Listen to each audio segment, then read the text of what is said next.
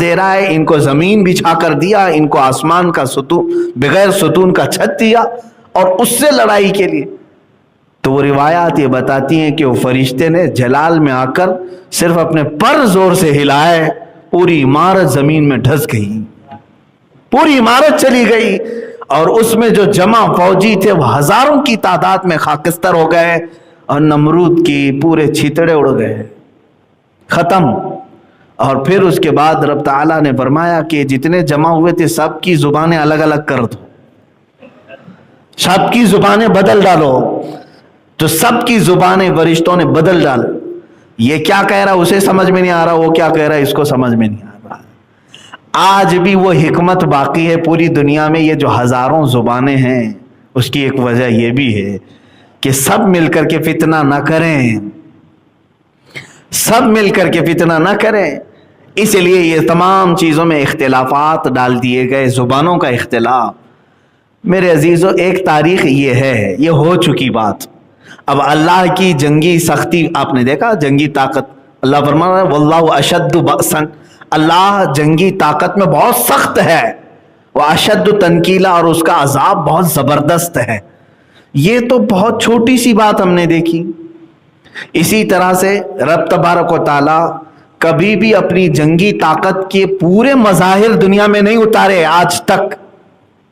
ایک ہوتا ہے نا بھائی میرے پاس 100 لوگوں کا دستہ ہے، آپ نے للکارا، لاؤ دیکھتے ہیں طاقت کتنی ہے. اگر میں نے 2 کو بھیجا تو گویا کہ 2% ہی تو اتارا، 10 کو بھیجا تو گویا کہ میں نے 10% ہی اتارا. اب جب 100 کے 100 اتار دیں تو کہا جائے گا کہ پوری طاقت جھونک دیا.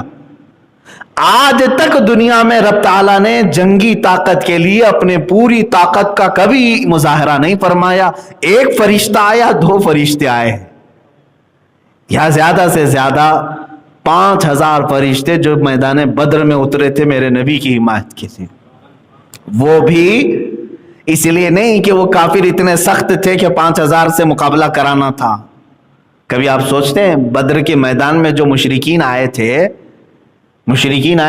وہ کتنے تھے؟ وہ 1000 کی تعداد میں تھے، لیکن اللہ نے فرشتے کتنے بھیجے؟ 5000 کی تعداد. کیوں؟ کیا 5000 فرشتے مل کر کے 1000 کا مقابلہ کریں گے؟ اس لیے نہیں. اس کی 2 وجوہات ہیں. پہلی تو یہ ہے کہ اپنے نبی کی عظمت اور شان بتانے کے لیے کہ اللہ تعالیٰ اپنے اس کا رسول جب نکلے تو 5000 فرشتوں کا دستہ اسے عطا کرے گا. اور دوسری ایک وجہ محدثین بزرگوں نے یہ فرمایا کہ یہاں فرشتے خود بےتاب تھے اپنے نبی کی فوج میں شامل ہونے کے لیے. تو رب تبارک و تعالیٰ نے ان کو یہ اعزاز بخشا. اور حضرت جبرائیل علیہ السلام نے یہ آ کر کے حضور سے عرض بھی کیا تھا. حضور صلی اللہ علیہ وسلم اپنی مجلس میں جب بھی کوئی بدری صحابی آتے جو جنگ بدر میں شریک تھے نا، وہ کبھی بھی محفل میں آتے تو حضور دوسرے صحابہ سے کہتے ان کو جگہ دے دو. یہ بدری صحابی جبرائیل امین آئے اور عرض کیا یا رسول اللہ صلی اللہ علیہ وسلم، جس طرح آپ کے صحابہ میں بدری صحابہ کی عزت ہے، اسی طرح اللہ کے سارے ملائکہ میں ان فرشتوں کی عزت ہے جو بدر میں اترے تھے. بدری ملائکہ کی بھی بڑی تعظیم ہے. بہرحال تو اللہ تعالیٰ نے کبھی اپنی جنگی طاقت کا پورا مظاہرہ دنیا میں نہیں فرمایا. ایک وہ بادشاہ تھا جو ابرہہ خانہ کعبہ کو ڈھانے کے لیے نکلا تھا اور ہاتھیوں کی فوج لے کر کے آیا اور پورے خانہ کعبہ کو ختم کرنے کے لیے اس نے اتنا بڑا لشکر جمع کیا تھا. اتنے بڑے بڑے ہاتھی تھے، اس میں سے ایک ہاتھی بھی اگر کسی گھر کو مار دے تو گھر ٹوٹ جائے. زبردست ہاتھیوں. لیکن ان کے ساتھ کیا ہوا؟ الم تر کیف فعل ربک باصحاب الفیل.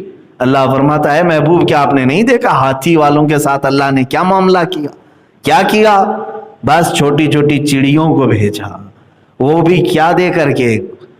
بم بارود دے کر کے نہیں، میزائل دے کر کے نہیں کہ فوج آئی ہے جاؤ میزائل ڈال دو. چھوٹی کنکریاں اور وہ ابابیل چڑیاں اوپر سے جب کنکری گراتی تھی، 3 کنکری ہر چڑیا کے پاس تھی، 2 پیروں میں 1 چونچ.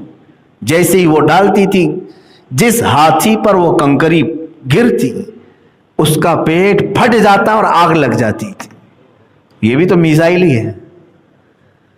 اور ایسا کر دیا. فجعلہم کعصف مأکول. قرآن میں بعد میں فوج کی حالت ایسی ہو گئی جیسے کوئی چھلی ہوئی مرغی کھا کر کے جو چھوڑتا ہے, اس طرح فوج کی حالت ہو گئی تھی. سب کے ٹکڑے ٹکڑے اور چمڑیاں چھلی ہوئی, گوشت اجڑا ہوا. یہ اللہ تبارک و تعالیٰ کی جنگی طاقت ہے کہ جب وہ بھیجتا ہے تو بہت چھوٹی سی چیزوں کو بھیجتا ہے لیکن بڑی سے بڑی تباہی آ جائے گی. اب میں آپ کو بتا رہا ہوں میرے عزیزوں, اللہ نے جب تمہیں یہ وعدہ فرمایا ہے کہ میں تمہارے ساتھ ہوں اور اللہ کی جنگی طاقت بہت مضبوط ہے, بہت زبردست ہے, تو خوف کس بات کا؟ اسی لیے اعلیٰ حضرت فاضل بریلوی رحمۃ اللہ تعالیٰ علیہ نے فرمایا, خوف نہ رکھ رضا ذرا, تو ہے عبد مصطفیٰ, تیرے لیے امان ہے, تیرے لیے امان ہے. ہمارے لیے یہ وعدہ کیا ہے اللہ تعالیٰ نے, لیکن ہمارے لیے اب حالات ایسے ہو گئے کہ سب کو بزدل بنایا جا رہا ہے. خوف, ڈر.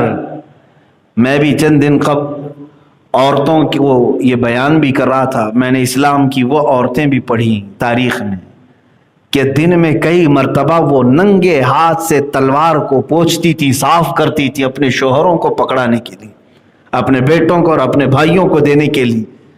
وہ خواتین ایسی تھی کہ ان کی ہتھیلیاں ہمیشہ تلوار کی دھار سے کٹی رہتی تھی, تلوار کی دھار سے کٹی رہتی تھی. یہ ہماری ماؤں کی تاریخ ہے کہ وہ اپنے ننگے ہاتھ سے تلوار کو یوں پوچھتی تھی کہ کبھی ان کو احساس تک نہیں ہوتا, اور وہ اپنے شوہروں کو پکڑاتی, وہ اپنے بیٹوں کو اور اپنے بھائیوں کو. میرے عزیزو, کاکروچ سے ڈرنے والیاں, چھپکلی سے ڈرنے والی عورتیں, یہ اگر تاریخ میں ہوتی تو شاید اسلام یہاں تک نہ آتا. جو معزز اور مقدس خواتین نے بہادری پیش کی تھی اس زمانے میں, آج وہ تو مردوں میں بھی نہیں ہے, آج وہ مردوں میں بھی نہیں ہے, نوجوانوں میں بھی نہیں ہے. اللہ تبارک و تعالیٰ بزدلی دور فرمائے. ہم دعا بھی کرتے ہیں نا, اللہ کے نبی صلی اللہ تعالیٰ علیہ وسلم کی ایک دعا ہے, اللہم انا نعوذ بک من الجبن والبخل ونعوذ بک من العجز والکسل. یہ حضور دعا کرتے تھے, جس کا ترجمہ میں بتاؤں, اللہم انا نعوذ بک من الجبن والبخل کا مطلب ہوتا ہے اے اللہ مجھے بزدلی سے بچا, میں تیری پناہ مانگتا ہوں بزدلی سے. بزدلی کا مطلب ڈرپوک آدمی, ہر چیز سے خوف کھانے والا آدمی, اللہ کا ڈر چھوڑ کر کے ساری دنیا سے ڈرنے والا. اور حضور جب پناہ مانگتے تھے اس چیز سے تو اندازہ کرو کہ یہ کتنی خطرناک چیز ہے, مردوں کے اندر تو ہونا بھی نہیں چاہیے. اب یہاں اللہ تعالیٰ کے یہ وعدے, یہ ساری چیزیں میں نے آپ کے سامنے رکھ دیا کہ اس کی جنگی طاقت کس قدر سخت ہے, لیکن کس کے لیے؟ جو اٹھا اس کے لیے ہے.